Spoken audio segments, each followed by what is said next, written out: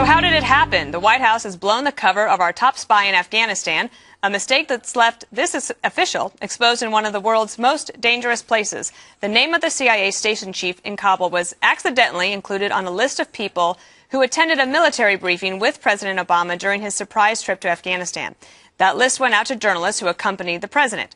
By the time the White House recognized the error, it was too late. Jay Carney was expected to be asked about it at the press briefing today, but that briefing was canceled when President Obama came out to talk about troop levels in Afghanistan earlier.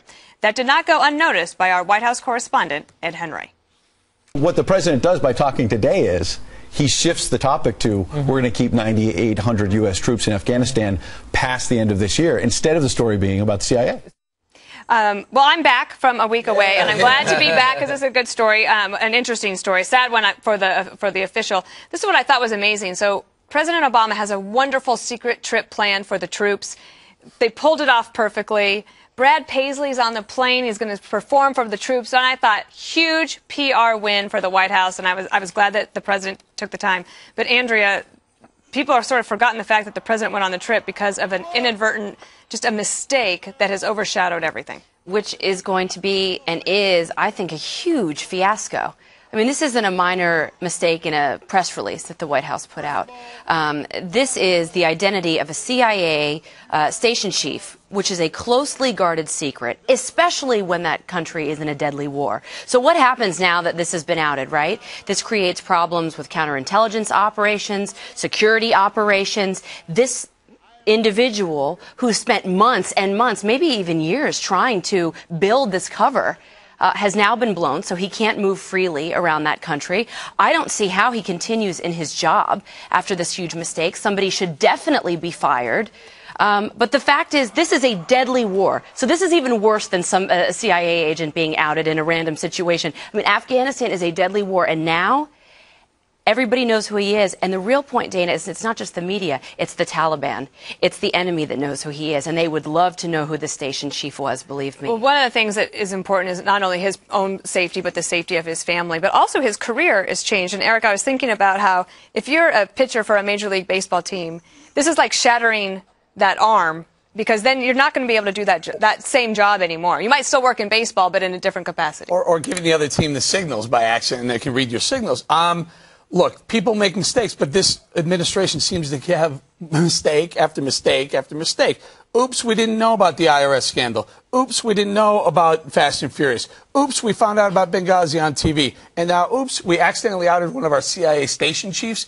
Look, everyone makes a mistake, but you know what? When you do make a mistake, you man up to it. You don't start blaming other people. That's why Jay Carney should have been at the briefing room answering the questions about that. And, by the way, you know, there's some other news. Other things. Yeah, there's some other things. But we just found out before we went to air, Bob, that the White House Chief of Staff, Dennis McDonough, has said that there will be an internal review and some recommendations he expects. That there's so many internal reviews. How do you keep up with it? You have a spreadsheet of reviews. But, I mean, really, Bob, how much review do you need? But it was just a screw-up. They just got to tighten up the screws. Yeah, I mean, this was a screw-up extraordinaire. But I will say, the only thing I can say about this is that somebody should be fired right away, and probably somebody on the NSC staff who approved it, even though the list came from the Pentagon. But in terms of station chiefs, there's not a station chief virtually anywhere in the world that's not known by the host government, or the Taliban knows who our station chief is. It is not. I'm not so sure about that. It's one of the. I talked to some guys at the CIA today who said that the argument that everyone knew his ID is a bogus one, but there might have been people. We don't know for sure, but we do know that his life has changed. Yeah, now he's not going to be able to be out in the field anymore. He'll probably have to be back if he stays in the business. He'll have to be back at Langley. One of the things, Brian, and it's, when you've covered several of these, when a president goes on a secret trip to a war zone, there's very few people who know about the trip, so that maybe the regular checks and balances that you would have were not necessarily in place because they had a limited number of people who were working on it. You don't need the complicated Eric Bolling family tree to go back generations to find out what happened and who's to blame, because so few people know. I think sooner or later it's going to go back to Scooter. Who's to blame about this? Because you have a deep, dark history, and we all know that dating back to Ireland and Italy and maybe some Scandinavian roots. We'll look into that. But Richard Armitage and we know, and of course Scooter Libby will eventually take the blame for this. For those people who say this is no big deal, then you have to immediately definitely say the Valerie Plame thing was a trumped-up charge and a 3-year investigation was not warranted. Because if you take a desk job agent with a definite relation to her husband in relation to a story that existed in 2001, if you say, well, this is no big deal, then my goodness, you needed a lot of apologies to a lot of people and a lot of money put back into the Treasury over the investigation that took place during your reign in the White House.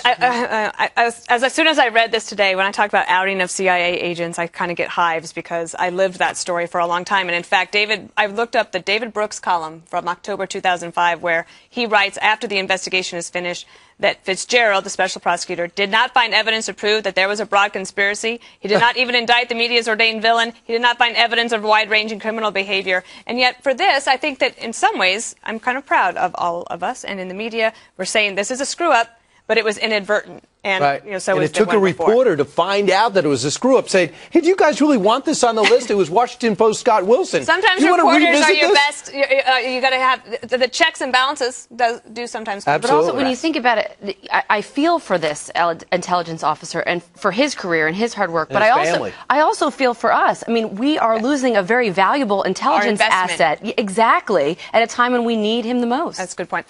We have another reporter. And a columnist, Kim Strassel, who was on our air over the weekend, and she was talking about what she called a supposed scandal manual for how the White House is dealing with not only the CIA situation, but also many other things that are on their plate. Let's listen to her.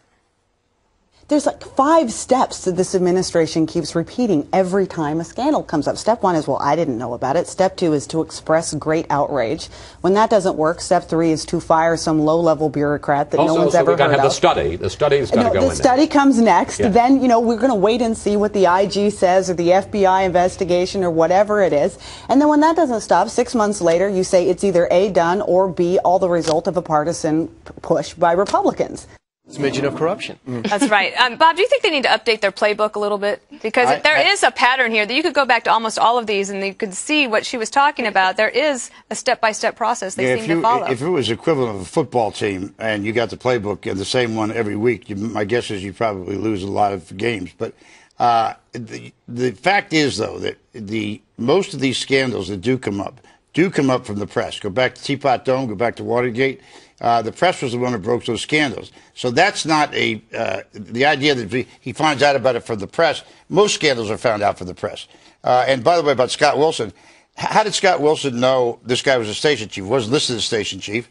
So he knew it because Scott Wilson knows who the station chief is. And a lot of people do know who the station chief is. So it's not, it was not a surprise to me that he would understand that. He's been around the Post a long time. And just to follow it up, I'm not saying that I'm not worried about Scott Wilson knowing or anybody else knowing. I'm worried about the Taliban and Al-Qaeda knowing. And they are, the CIA is concerned about that. I don't care about the press knowing. But if Scott Wilson knows about it, the Taliban knows about it. Really? He calls the Taliban and says you're not going to believe this? No, but how do you think a reporter for the Washington Post finds these things out? Well, these are intel reporters. Well, I think I'm just going to trust the CIA when they say, please don't release the names of our individuals. Right. The CIA is saying, let's not do that. They're not just saying that to the reporters of what they're asking them not to do. It was the White House that released it. The White House is taking responsibility and doing a review. Mm-hmm. Right. It's amazing the name Wilson. Can I take this one step further? Now, Glenn Greenwald has said, the guy who hooked up with Ed Snowden, he's said that he's going to release a list of names that the Americans who are being tracked and followed by the NSA. Now, as the Obama administration, when he releases this, and there's probably some names on there that likely aren't terrorists or linked to terrorism, and those Americans probably shouldn't be on that list. When he releases that, is the White House going to say, boy, we didn't know that was going on? Gee, I wonder how... Yeah, I saw it on Fox. Everybody in Washington is going to do like the Washington read. They're going to get the list and say, I hope I'm on it because then I'm really somebody if I'm on. Do you think so? Yes, of course. The reporters would like nothing more than to find out that they're on the list that Glenn Greenwald is. Can I just jump on one thing that you said, Bob, when you said, how do they find out about these scandals? It's usually the media. I disagree with that, and I also would disagree with the one thing that's unique about this president is he seems to learn about the scandals from the media. And what shocks me is that he's willing to admit that. They are willing to admit without embarrassment or a shred of any kind of shame that they learned about it from the press. I mean, I guess they're okay with looking uninformed or looking incompetent. That's fine with them. And Kim Strassel also adds the last point, Dana, to her scandal manual, which was after a couple months, if it keeps going, then you blame Republicans for just blaming politics. She did forget one where 2 years later you're supposed to say, dude, that was so 2 years ago. But I think they're going to stick to the scandal manual because it works. To your point, Bob, about running plays, they've been running the same plays, and in their mind, it's worked for them. I hope they don't have to. I would remind I agree with you. The VA is different, but that's why they've run this scandal manual over and over. Ronald Reagan's first comments about Iran-Contra were, I read about it in the newspaper. So, I mean, I think you have to be a little careful. Because there was no cable news. And what were the other 4 or 5 that Reagan had, those other 4 or 5 scandals? You could argue about. Okay, no, but my point is in 5 years, you've got 5 real legitimate scandals going on, and they seem to always find out about it in the news. Well, and so if we could switch to our last topic for this block, which is a little bit along those lines, which is about the Veterans Affairs scandal, I think, is it maybe for me, I don't like to call it that, but that's what it's being referred to. One of the things that they've said is that we found out about this problem with the waiting lists from the press. But interestingly, in 2009, when the transition memos are transitioned from the President of the United States, President Bush, to President Obama's team, there is a line that says there is increasing concern about a systemic problem of wait times, not just for the disability piece, but for these additional concerns that are coming up. You might want to keep an eye on that. So they knew 7 years ago, and now we have the situation today. I'll add this, too. Jennifer Griffin was on with us on the radio today, and she said it is so disingenuous for them to make an announcement over the weekend that we're giving people the option to go into private health care because it's always been on the books. It's never been announced. It's never been pushed. It's never been explained for some odd reason to those who are leaving the military. Well, it's also, let's remember, Harry Truman probably passed that same memo on to Dwight Eisenhower on to JFK, go on up the list. About the VA has been under attack from the very beginning. Now, that doesn't mean that somebody hasn't acted on it somewhere along the line. I assume some presidents have. Clinton did, made some significant moves. But in this case, the idea that there are monies available and are authorized to put people into private health care is something that I didn't know about. I don't know. You mentioned it the other day on the show as an idea, but it's there. And in that regard, that bothers me more than anything else. Can I throw something else out there? Do you know that 80% of the VA is unionized? Well, I'm not so surprised. what? Yeah. 80%. I don't think people realize what that means. That means is highly unionized, and you wonder when you think about other union organizations, heavily unionized organizations. You think of the post office. You think of the DM.